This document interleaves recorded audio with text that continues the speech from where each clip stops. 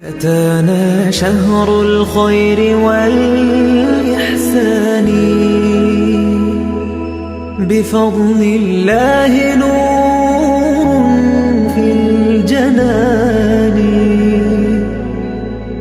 نصوم نهارنا حبا وشوقا ونرجو العفو من رب الأمان. اللہ تبارک و تعالی قادر مطلق ہے، کائنات کا مالک ہے اور بے نیاز ہے۔ بے نیاز رب پر کسی شخص کا کسی قسم کا کوئی زور نہیں چلتا۔ وہ اپنے فیصلوں میں قادر ہے، جو چاہتا ہے جس وقت چاہتا ہے جب چاہتا ہے کر دیتا ہے۔ وہ ایک کن سے ساری کائنات کو پیدا کرتا ہے، پھر اس کا حکم آئے گا، حضرت اسرافیل علیہ السلام سور پھونکیں گے اور ساری کائنات فنا ہو جائے گی۔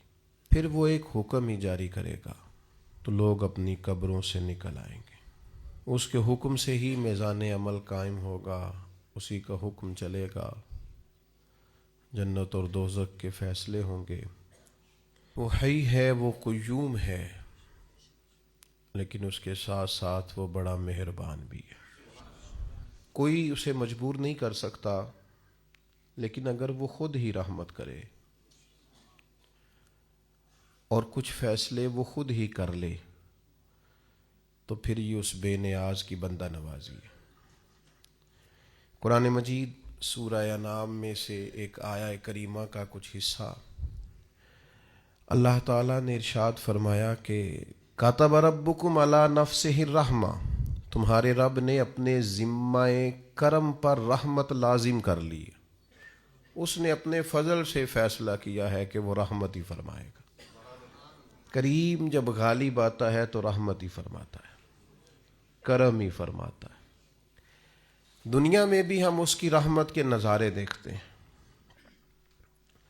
اور ایک جگہ نہیں جگہ جگہ دیکھتے ہیں، ایک بار نہیں بار بار دیکھتے ہیں۔ ایک جگہ نہیں، کائنات کے رنگوں میں بکھرے ہوئے اس کے فضل اور اس کے کرم کی برکھا برستی ہم دیکھتے ہیں۔ ہماری زندگی اور ہمارا وجود اور ہمارے پاس جتنی بھی نعمتیں ہیں، ان سب کو اگر غور سے دیکھا جائے تو ہماری محنت تو 1% بھی نہیں، یہ جو کچھ بھی ہے اس کے فضل اور اس کی رحمت ہی کا صدقہ ہے۔ پھر یہ کہ جو ہم سے نافرمانیاں ہو جاتی ہیں، جتنے ہم سے گناہ ہوتے ہیں، خطائیں ہوتی ہیں، لغزشیں سرزد ہوتی ہیں، وہ کائنات کا رب دنیا میں ان سب کی سزا نہیں دیتا، بلکہ فرماتا ہے وَمَا أَصَابَكُم مِّن مُّصِيبَةٍ فَبِمَا كَسَبَتْ أَيْدِيكُمْ وَيَعْفُو عَن كَثِيرٍ۔ فرمایا تمہیں جو مصیبت آتی ہے وہ تمہارے ہاتھوں کے کرتوت کے سبب سے آتی ہے، وَيَعْفُو عَن كَثِيرٍ، بہت ساری کی تو اللہ سزا ہی نہیں دیتا، ویسے ہی معاف کر دیتا ہے۔ ایک بڑی تعداد تمہاری غلطیوں کی ایسی ہے جن کی اللہ سزا نہیں دیتا، کثیر غلطیاں ایسی ہیں جو معاف کر دیتا۔ تو ایک اس کی رحمت کا تقاضا یہ کہ بن مانگے دیتا ہے، ایک یہ کہ گناہ پر سزا نہیں دیتا۔ تیسری بات یہ کہ دنیا میں رحمت کا نزول کرتا ہے، لوگوں کے دلوں کے اندر جذبات ہیں رحمت کے۔ حضور سید عالم صلی اللہ تعالیٰ علیہ وسلم نے ایک مثال دے کے بات کو سمجھایا، یہ مشکوٰۃ شریف میں بھی موجود ہے اور دیگر کتب احادیث میں بھی۔ حضور فرماتے ہیں کہ اللہ نے اپنی رحمت کے 100 حصے کیے، ایک حصہ اللہ نے دنیا پہ نازل فرمایا۔ فرمایا اس ایک حصے کی برکت سے ماں بچوں سے پیار کرتی، باپ بچوں پر شفقت کرتا ہے، لوگ غرباء سے محبت کرتے ہیں، ایک حصہ رحمت دنیا میں نہ۔ اگلے لفظ سنیں گے تو آپ خوش ہو جائیں گے۔ حضور فرماتے ہیں رب نے 99 حصے رحمت کے محفوظ کیے ہیں، قیامت کے دن اپنے بندوں پر فرمائے گا۔ ایک حصہ دنیا میں نازل کیا۔ جس کے سبب سے یہ جتنا کرم ہے، فضل ہے، رحمت ہے، ایک دوسرے کے بارے میں محبت کے جذبات ہیں، یہ ایک حصہ ایک کرم کے سبب سے۔ درندے بھی اپنے بچوں سے پیار کرتے ہیں، اور دیکھیے کچھ جگہوں پہ ایسا نہیں ہے، مثلا ناگن اپنے بچوں کو کھا جاتی ہے، مچھلی اپنے بچوں کو پہچانتی بھی نہیں۔ تو یہ جو بعض جگہوں پہ ایسا سلسلہ رکھا گیا ہے، یہ باقی جگہوں پہ جو رحمت ہے اس کی نشاندہی ہو جائے، اس کے لیے رکھا گیا کہ تمہیں اندازہ ہو جائے کہیں یہ معاملہ نہیں بھی ہے، اور جہاں ہے وہاں اللہ کا فضل ہے تو ہے۔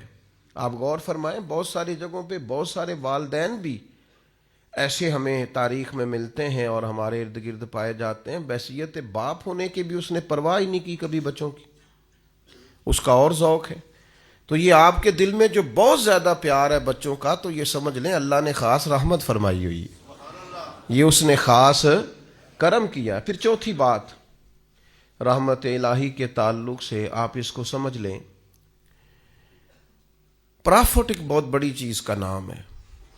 جس کاروبار میں نفع نہ ہو لوگ اس کو بند کر دیتے ہیں، لمبا عرصہ تک لوگ وہ کاروبار نہیں کرتے جس کاروبار میں خسارہ ہو۔ ایک وقت تک اس کو دیکھا جاتا ہے، جب سمجھ میں آتا ہے کہ یار یہ تو معاملہ جو ہے یہ میری سمجھ میں نہیں آ رہا، تو بڑے سالوں کا چلتا ہوا بزنس بھی لوگ چلتا ہوا کرتے ہیں، کہتے نہیں سمجھ میں آ رہا۔ اپنی زندگی کو پلٹ کے دیکھیں کہ زندگی نفع میں ہے، پرافٹ میں ہے یا خسارے میں ہے۔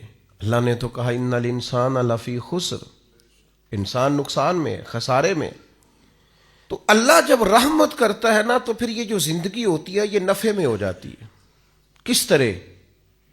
حضور فرماتے ہیں تم ایک گناہ کرتے ہو تو جب تک کرتے نہیں لکھا نہیں جاتا، اور کر لیتے ہو تو ایک ہی لکھا جاتا ہے، اور نیکی کا ارادہ کرتے ہو ابھی کی نہیں، وہ لکھ دیتا ہے۔ اور فرمایا جب کر لیتے ہو تو پھر 10 گنا بڑھا کے لکھتا ہے۔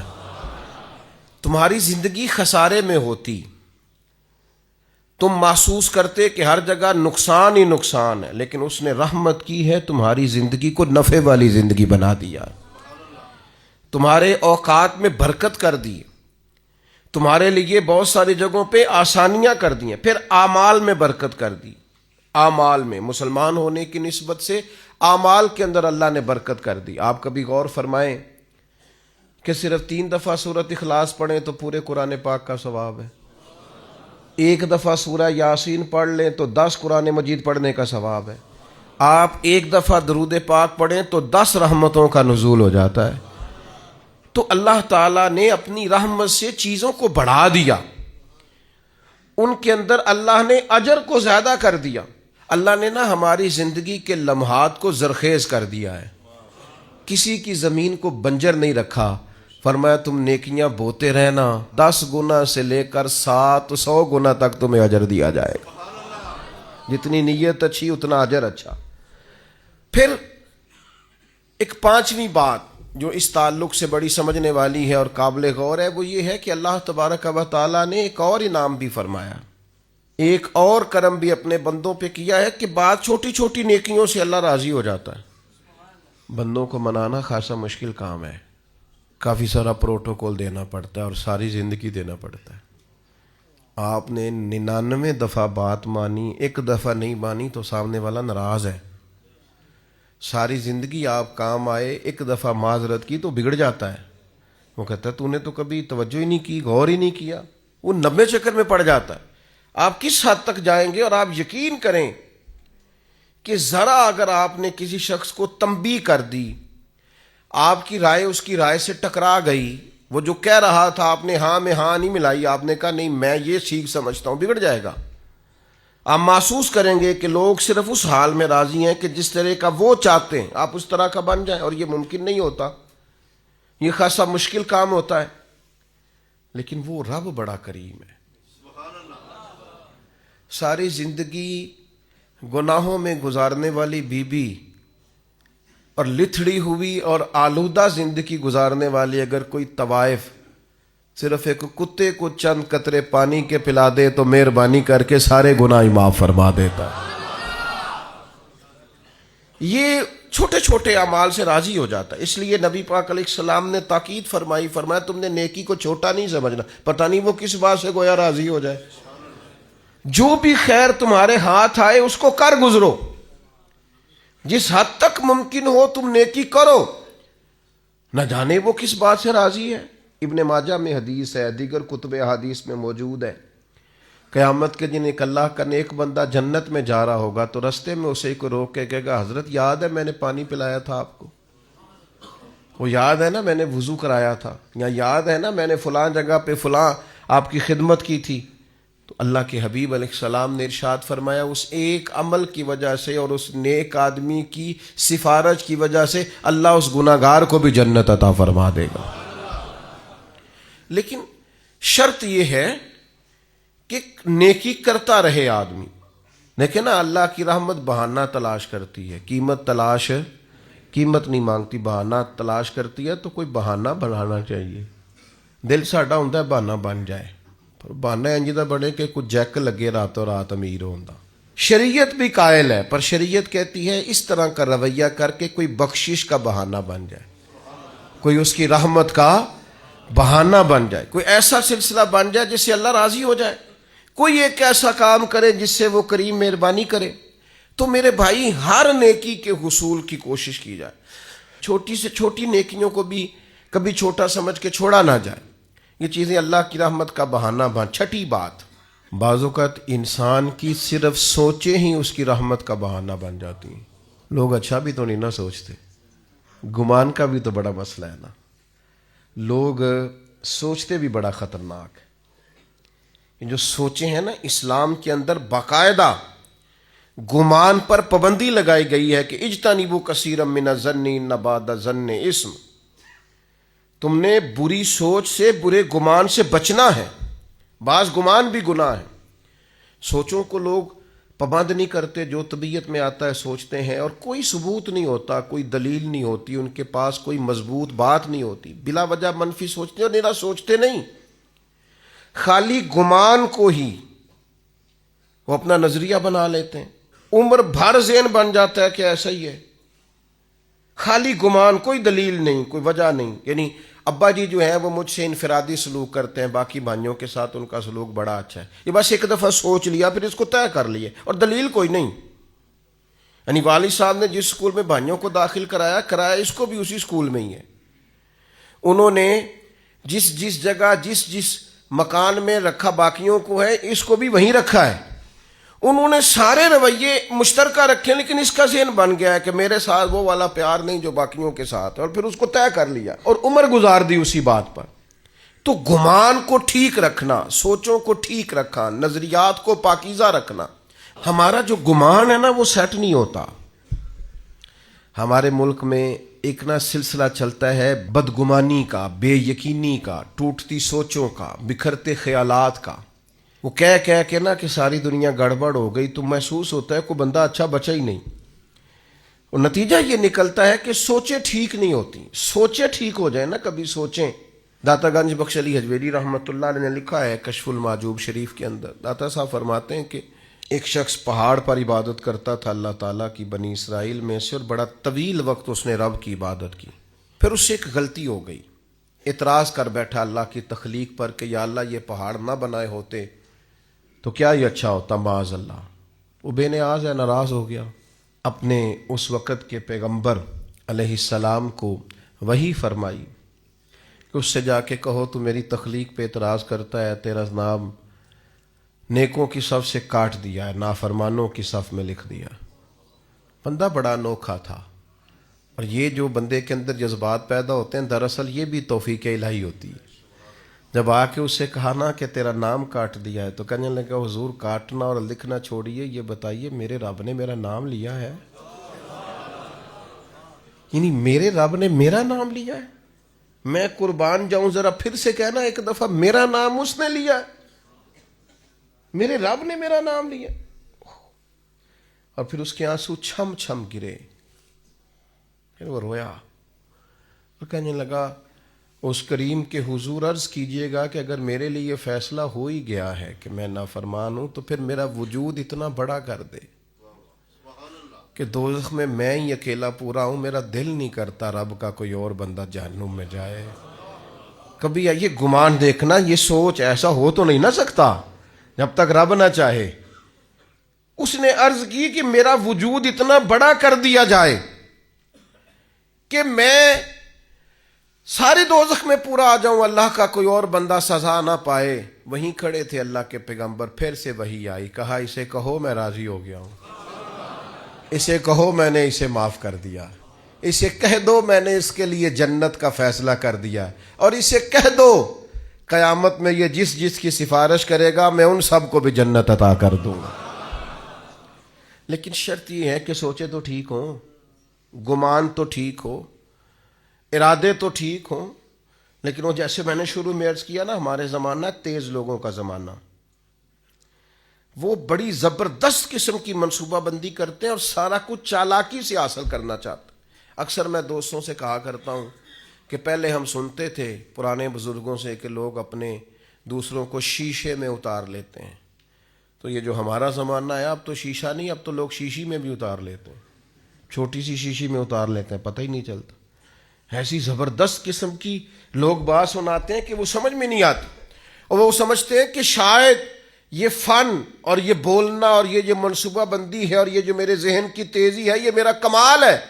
یہ تو اللہ کا انعام تھا، تو نے مثبت چیز کو منفی جگہ پہ استعمال کر کے ناشکری کی رب کی، یہ تیرے اوپر اللہ کا خاص انعام تھا، لیکن تو سمجھا ہی نہیں، تو نے غلط رنگ اختیار کیا۔ میرے عزیز یاد رکھیے گا، اچھے گمان سے اللہ راضی ہوتا ہے۔ اور پھر ساتویں بات، بعض دن اللہ نے ایسے رکھے ہیں، وہ کہتا چل تو فلاں دن آ جانا، ہم بھی کہتے ہیں نا فلاں دن آ جانا ملاقات ہو جائے گی، فلاں دن میں فارغ ہوں تو میں آپ سے ملنے آ جاؤں گا۔ کچھ دن ہوتے ہیں نا خاص، اور کچھ بڑے بڑے تاجر بھی بعض اوقات کچھ آفریں بھی دیتے ہیں، وہ کہتے ہیں جناب آپ یہ والا کام کریں تو ہماری طرف سے پھر یہ آفر ہے، چلو ایسے کر لیں تو ایسے ہو جائے گا۔ یہ جو لوگ زیادہ ٹریول کرتے ہیں نا، میری طرح کے ہمیشہ کے مسافر، ان کو تو ایئر لائنیں بھی جہاز بھی کہتے ہیں کہ جناب آپ اس طرح کریں، ہمارے ساتھ آپ یہ کر لیں، ہمارا کارڈ لے لیں، اسی فلائٹ میں سفر کریں، اتنا ڈسکاؤنٹ ہو جائے گا۔ وہ آہستہ آہستہ چیزیں اور رنگ اختیار کرنے لگتی ہیں، بلا مثال و ملا تشبیہ۔ کائنات کا رب بھی بڑا ہی فضل کرتا ہے، فرماتا ہے جو جمعے کا دن ہے نا، جمعے کا یہ سید الایام ہے۔ حضور سید عالم صلی اللہ تعالی علیہ وسلم نے فرمایا جو جمعے کے روز درود پڑھتے ہیں فرشتے مجھ پر فوراً پہنچا دیتے ہیں۔ یہ خاص دن ہے، اس دن کا ذکر قرآن مجید نے نام لے کے بیان فرمایا، سید الایام ہے۔ پھر میرے بھائی کچھ مخصوص ایام اللہ نے اپنے فضل سے رحمت کرنے کے لیے بنائے، جن میں سے ایک وقت سحری کا وقت ہے، تہجد کا وقت۔ وہ جس ٹائم آج کا لوگ موبائل بند کر کے سوتے نہیں، وہ اٹھنے کا ٹائم ہے دراصل، وہ ٹائم جو جاگنے کا ہے، اس ٹائم لوگ سو رہے ہوتے ہیں۔ اللہ کے حبیب علیہ السلام نے فرمایا جب سحری کا وقت ہوتا ہے تو اللہ تعالیٰ پہلے آسمان پر نزول جلال فرماتا ہے جو اس کی شان کے لائق ہے۔ سحری کے وقت یعنی پچھلی راتی رحمت رب دی کرے بلند آوازہ، اللہ تعالیٰ پہلے آسمان پر نزول جلال فرماتا ہے اور کریم رب فرماتا ہے کوئی رزق مانگنے والا اسے عطا کروں، ہے کوئی بخشش مانگنے والا اسے عطا کروں، ہے کوئی میری بارگاہ سے جنت کا سوالی میں اسے عطا کروں۔ اچھا عجیب بات ہے، جب گیٹ کھلنے کا وقت آیا تو لوگ دروازہ چھوڑ کے چلے گئے، حالانکہ جب عطا کرنے کا ٹائم ہے تو آپ سو گئے، جاگنے کا وقت آیا تو آپ کی آنکھ لگ گئی۔ یہ غافلانہ مزاج ہے۔ نبی پاک علیہ السلام نا نفلوں کے لیے سختی نہیں فرماتے تھے، سختی فرائض کے لیے ہوتی ہے، واجبات کے لیے ہوتی ہے۔ لیکن حضرت فاطمہ رضی اللہ تعالیٰ عنہ بیان فرماتی ہیں سحری کا وقت آتا تو حضور میرے حجرے میں آتے، آواز دیتے اور کئی دفعہ مجھے ہلاتے، کہتے بیٹا اٹھو، یہ سحری کا وقت ہے، یہ رب سے رحمت مانگنے کا ٹائم۔ میں کیسے آپ کی خدمت میں عرض کروں، اب تو صبح جلدی اٹھنا یہ غریب ہونے کی علامت ہے۔ اٹھو، کبھی غور کرو، دیکھو کہ کچھ ایسے بھی رب کے عاجز بندے ہیں جو فجر کی نماز بھی جا کے اس منڈی میں پڑھتے ہیں جہاں سے انہیں امید ہے کہ میرا رب اس کے وسیلے سے رزق عطا کرے گا۔ سویرے اٹھتے ہیں، اٹھا جا سکتا ہے، یہ ہوتا ہے. تو سحری کا وقت ایک ایسا وقت ہے جس میں اللہ راضی ہوتا ہے. کیا کریں؟ کس طرح قوم کو سمجھائیں؟ کیا رویہ اختیار کریں؟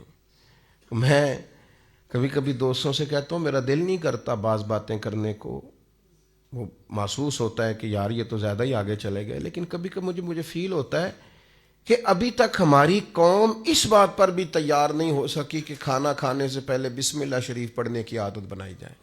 مجھ سے ناراض نہ ہونا، آپ پڑھتے ہوں گے، لیکن میں اپنا نظریہ عرض کر رہا ہوں کہ اب اس کے لیے کوئی پی ایچ ڈی کرنے کی ضرورت ہے. یہ کوئی مسئلہ ایسا ہے کہ جس کے لیے فقہ کی 4 کتابیں پڑھیں گے تو سمجھ میں آئے گا کہ کھانا کھانے سے پہلے بسم اللہ. تو جو قوم یعنی بالکل بنیادی اور ضروری بات ہے کہ آپ کھانے سے پہلے بسم اللہ پڑھ لیں، اور میرا خیال ہے یہ بچے کو ویسے ہی آتی ہے. ہو سکتا ہے جس کو با کی پہچان نہ ہو، سین کی پہچان نہ ہو، میم کی پہچان نہ ہو، الف کی اور لام کی پہچان نہ ہو، ہا کی پہچان نہ ہو، اسے ویسے ہی آتی ہو، زبانی یاد ہو گئی ہو، لیکن عادت کس نے بنانی ہے؟ مزاج کس نے بنانا؟ بالکل بنیادی باتیں بھی اگر ہم ان پر غور نہیں کریں گے تو پھر میرے بھائی بڑے بڑے فلسفوں کا اور بڑی بڑی باتوں کا پیچھے کیا رہ جائے گا؟ تو سحری میں اٹھنا، فجر میں اٹھنا، نماز کا پابند ہونا، بہت پیچھے رہ گئے وہ والدین. سننا مجھ سے اور مجھ سے ناراض نہ ہونا جس نے اپنے بچے کو ایم فل تک پڑھا لیا ہے اور ایم ایس سی تک کرا لیا ہے، پر وہ بڑا پیچھے رہ گیا ہے. جس نے سارا کچھ تو کرایا ہے پر اپنے بچے کو سجدے کا طریقہ نہیں بتایا، وہ نمازی نہیں بنا سکا، عبادت گزار نہیں بنا سکا، صبح اٹھنے کا سلیقہ نہیں بتا سکا، پیچھے رہ گیا، نقصان میں رہ گیا، کمزور رہ گیا. پہلے بھی ایک دفعہ عرض کیا تھا، پھر کہتا ہوں. ایک دوست میرے پاس آئے اور کہنے لگے میں نے بڑا ہی زور لگایا میرا بچہ عالم نہیں بنتا، بڑی کوشش کیا. میں نے ان سے کہا ضروری نہیں ہے سارے بنے، نہ شریعت کا یہ حکم ہے کہ کل علم سارے حاصل کریں. آپ ایسا کریں، عالم نہیں بنتا تو اچھا مسلمان بنا دیں. اس کے اخلاق درست ہونے چاہیے، اس کی عبادات کا معاملہ درست ہونا چاہیے، اسی پر اللہ کی رحمت برس جائے گی. اسی طرح کے کچھ ایام پھر اللہ نے رکھے ہیں، جیسے ٹائم رکھا ہے اسی طرح کے ایام رکھیں. ان میں سے شب برات بھی ہے، شب قدر بھی ہے، رمضان کی ہر رات بھی ہے. پر کس کے لیے؟ شیخ سعدی فرماتے ہیں جو قدر کرے اس کے لیے ہر شب بھی شب قدر ہے، اور جو قدر نہ کرے ٹھیک ہے وہ پھر شب قدر کی رات بھی سوٹ سیتا رہے، وہ شب قدر کی رات بھی کوئی مال خریدنے جاتا رہے، وہ پھر شب قدر کی رات بھی دیکھے کہ آج کل کون سی چیز بک رہی ہے، کون سی خریدنی ہے، چلتا رہے کام. اگر قدر کرے گا تو ہر شب شب قدر ہے، اور اگر قدر نہ کرے تو جتنی مرضی شب قدر گزر جائے. یہ تو قدر والوں کے لیے. آپ اس کو سمجھ لیں، اس پر غور کر لیں کہ اللہ نے وقت دیا ہے کہ آ جا رحمت برسے گی، تو شب برات پہ آ جا کرم ہو جائے گا. یہ نہیں آیا سویا ہوا ہے. آ جا شب قدر کی رات کرم ہو جائے گا، نہیں آیا سویا ہوا ہے. وہ تو کہتا ہے کتب ربکم علی نفسہ الرحمہ، تیرے رب نے اپنے ذمہ کرم پر رحمت کو خاص کر لیا ہے، پر آ تو صحیح نا. حدیث سنو مزہ آئے گا. بخاری مسلم میں مشکات میں حدیث موجود ہے. نبی پاک فرماتے ہیں بندہ گناہ کرتا ہے، بندے سے گناہ ہو جاتا ہے، پھر وہ کہتا ہے یا رب یا رب یا رب مجھے معاف کر دے. تو اللہ فرشتوں سے فرماتا ہے میرے بندے کو پتا ہے کہ میرا کوئی رب ہے، اور یہ بھی پتا ہے کہ میرے رب نے مجھے معاف کر دینا ہے. اور اللہ فرشتوں سے فرماتا ہے گواہ ہو جاؤ میں نے اسے معاف کر دیا. فرمایا پھر نفس غالب آتا ہے، پھر کوئی گناہ کر بیٹھتا ہے، پھر عرض کرتا ہے یا رب یا رب یا رب، اللہ میں بھول گیا، میری مدد فرما، مجھے معاف کر دے. تو کریم فرماتے ہیں اللہ پھر فرشتوں سے فرماتا ہے میرے بندے کو پتہ ہے اس کا رب بھی ہے، اور یہ بھی پتہ ہے اس نے معاف بھی کر دینا، تم گواہ ہو جاؤ میں نے اسے معاف کر دیا ہے. تیسری بار حضور بیان فرماتے ہیں، تیسری بار فرمایا پھر بندے سے غلطی ہو جاتی ہے، وہ پھر بھول جاتا ہے، پھر اللہ کے حضور عرض کرتا ہے یا رب یا رب یا رب. تو فرمایا مالک فرماتا ہے فرشتوں میرے بندے کو پتہ ہے کہ اس کا رب بھی ہے، اور یہ بھی پتہ ہے کہ اس نے معاف کر دینا ہے، تم گواہ ہو جاؤ میں نے اسے معاف کر دیا ہے. شارحین حدیث فرماتے ہیں یہ حضور نے جو 3 بار کا ذکر کیا یہ تمثیل کے طور پر ہے. معنی کیا ہے کہ وہ جتنی بار بھی سچے دل سے توبہ کرے گا اللہ اتنی بار ہی اسے معاف فرما دے گا. شرط یہ ہے کہ توبہ سچے دل سے کرے, توبہ کے جملے نہ پکارے استغفر اللہ استغفر اللہ استغفر اللہ, اور ساری رات شب برات میں مسجدوں سے رونے کی اور چیخنے کی اور تڑپنے کی آواز آئے. تو میں نے بارہا کہا ہے, میں پھر کہتا ہوں کہ اگر تو شب برات کی رات توبہ کرنے کے بعد پھر تھوڑا سا ہمیں پتہ چلے کہ اب معاشرے سے کچھ ملاوٹ ختم ہو گئی ہے, کچھ جھوٹ ختم ہو گیا ہے, کچھ بددیانتی ختم ہو گئی ہے, تو پھر تو پتہ چلے رات کچھ لوگوں نے توبہ کی ہے. لیکن یہ کہ ساری رات روتے بھی رہیں, تڑپتے بھی رہیں, اور توبہ کا تو مطلب ہی یہ ہے کہ یا اللہ پچھلے معاف کر دے, آج کے بعد نہیں کروں گا, لیکن پچھلے معاف کرا لیے اور آئندہ چھوڑنے کا ارادہ نہیں کیا تو توبہ کی شرط ہی نہ پائی گئی, یہ توبہ ہوئی نہ, یہ توبہ کی نہیں گئی. جب تک آپ یہ ارادہ نہیں کرتے کہ اب میں چھوڑ دوں گا, آج کے بعد یہ نہیں کروں گا, اللہ تعالیٰ معاف کرنے والا ہے, کریم ہے. پھر 8ویں بات بھی سنیں, شریعت میں مایوسی بہت بڑا گناہ ہے. یعنی ساری رپورٹیں بھی غلط آ جائیں نا, ڈاکٹر نے بول دیا ہے کہ بھئی مشکل ہے آپ کا بچنا, اس وقت بھی یہ امید چھوڑنا ناجائز ہے کہ میں نہیں بچوں گا. اس وقت بھی امید یہی رکھنی چاہیے کہ میرا رب اگر فضل کرے تو فوراً شفا عطا فرما دے. یہ ضروری امر ہے, ضروری. آپ کو ہر کاروبار میں نقصان ہوا ہے, آپ نے جتنی بھی صحیح کی ہے آپ کی آگے نہیں بڑھ سکی, بڑی جد و جہد کی ہے, آگے نہیں آپ جا سکے, آپ کو بار بار پیچھے لوٹنا پڑتا ہے, بار بار آپ محسوس کرتے ہیں کہ میرا نقصان ہو گیا ہے. لیکن آپ کے لیے یہ سوچنا منع ہے کہ مجھے اب میں کبھی بھی آگے نہیں بڑھ سکتا, میں تو بس جی ختم ہو گئی بات, میں تو تھک گیا ہوں یہ کر کر کے. حکم یہ ہے کہ تو خدا کا نام لے کے آگے بڑھ, وہ بڑا کریم ہے, فضل کرے گا اور اتنا رزق دے گا کہ کبھی سوچا بھی نہیں ہوگا. یہ سوچیں شریعت کے اندر ضروری ہیں. یعنی علماء کا, فقہاء کا, محدثین کا ایک متفقہ فتویٰ ہے کہ رحمت الہی کی امید رکھنا واجب ہے. یہ ضروریات دین کا مسئلہ ہے کہ آپ اللہ کی رحمت کی امید رکھیں گے کہ میرا رب بڑا کریم ہے. ہمارے بزرگ کہا کرتے تھے کہ جب بھی آپ چل پڑیں گے نا منزل انشاءاللہ آ جائے گی. شرط چلنا ہے, شرط اٹھنا ہے, شرط سفر شروع کرنا ہے. آپ جب چلیں گے تو منزل آ جائے گی, آپ محسوس کریں گے کہ منزل آ گئی. میں یہ تو نہیں کہتا میں نے زندگی میں بڑی محنت کی, لیکن سفر بڑے بڑے لمبے کیے. یہ بھی گزشتہ 1-2 مہینے پہلے کی بات ہے, ہمیں بلوچستان جانا تھا اور پھر کچھ ایسا معاملہ ہوا, انہوں نے کہا رستہ ٹھیک نہیں ہے, پر ہمیں پہنچنا بھی ہر صورت. رات کو حیدرآباد میں تھا اور سفر وہ فلائٹ جو ہے وہ کنیکٹ نہیں ہوتی, سارا بائی روڈ سفر تھا. تو کچھ تھوڑی سی نا 1-2 دوست نے ہمت دلائی, انہوں نے کہا جی اللہ خیر کرے گا, تو اللہ نے خیر کر دی.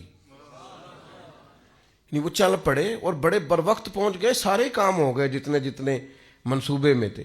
تھوڑا سا نا ہمارے ہاں نا اب ہمتیں دلانے کا ماحول بھی ختم ہوتا جاتا ہے. اور میں آپ کو عرض کرتا ہوں جوانوں کو, بعض بزرگوں کو بھی ضرورت ہوتی ہے کہ ان کی ہمت دلائی جائے, ان سے کہا جائے کچھ بھی نہیں انشاءاللہ خیر ہو جائے گی. آپ یہ کہتے ہیں اتنی عمر ہو گئی ہے اب میں ان کو تسلی دوں. بھائی تسلی کی ضرورت تو ہر وقت رہتی, آپ تسلی دیں, آپ ہمت بنائیں, آپ کہیں, آپ بات کریں, چیزیں بہتر ہو جاتی ہیں. آپ یہ کہیں کہ انشاءاللہ ہو جائے گا, ہو جاتا ہے. لیکن شرط یہ ہے کہ امید خدا کی رحمت کی کبھی چھوٹنے نہ پائے. روایت ایک بڑی منفرد ہے, بڑی حسین ہے. فرمایا کہ قیامت والے دن نہ 2 گناہگار ہوں گے, دونوں کو اللہ کی بارگاہ سے حکم ہوگا کہ جاؤ دونوں جہنم میں چلے جاؤ, معاذ اللہ ثم معاذ اللہ.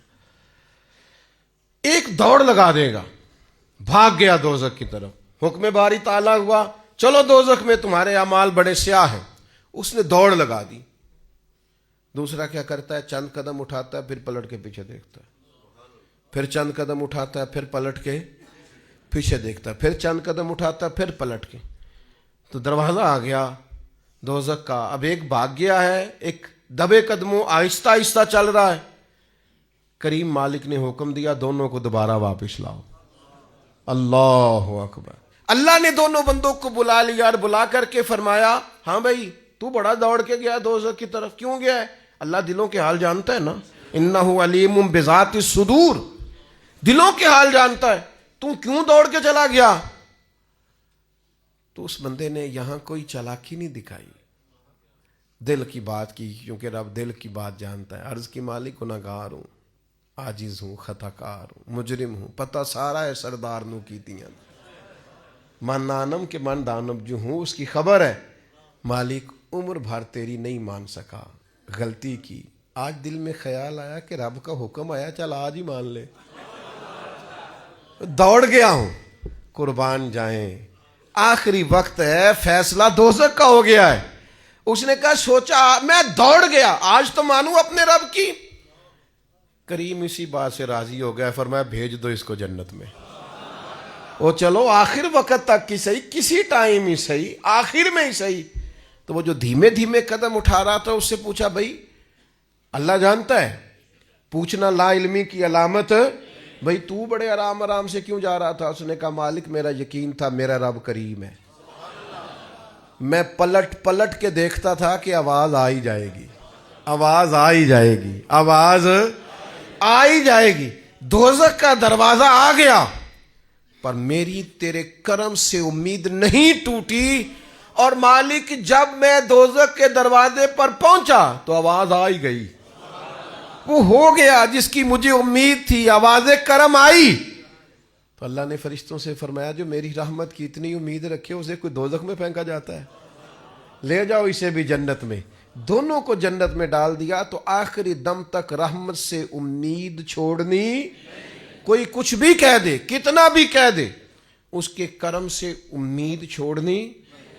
ایک درویش گزرے ہیں حضرت ابو الحسن شیبانی رحمۃ اللہ علیہ، وہ فرماتے ہیں جس شخص کو میں بڑا گناہگار سمجھتا تھا نا، اور بہت سارے لوگ سمجھتے تھے اور واقعی وہ ایسے کام بھی کرتا تھا، فرماتے ہیں پھر ایک وقت ایسا بھی آیا کہ اس نے توبہ کی، اور پھر ایسا وقت بھی آیا کہ ریاستیں کر کے ہم سے آگے نکل گیا، اور پھر ایک شام ایسی بھی آئی کہ میں اس سے دعا کرانے پہنچ گیا. یہ تو اللہ تعالیٰ کی حکمت ہے، اس کا کرم ہے. کب کسی پر رحمت برکھے تو اللہ نے اپنے ذمہ کرم پر رحمت لازم کر لی ہے. یہ جو دن ہے نا سارے رحمت کے دن ہیں، یہ جتنی راتیں ہیں یہ رحمت والی ہیں، کرم والی ہیں، عطا والی. کوشش فرمائیے گا جس حد تک ممکن ہو سکے انسان اپنے رب کے حضور حاضر ہو، کھلے ہوئے دروازوں سے اپنے حصے کی خیر پائے. اللہ تبارک و تعالی مل بیٹھنا قبول کرے.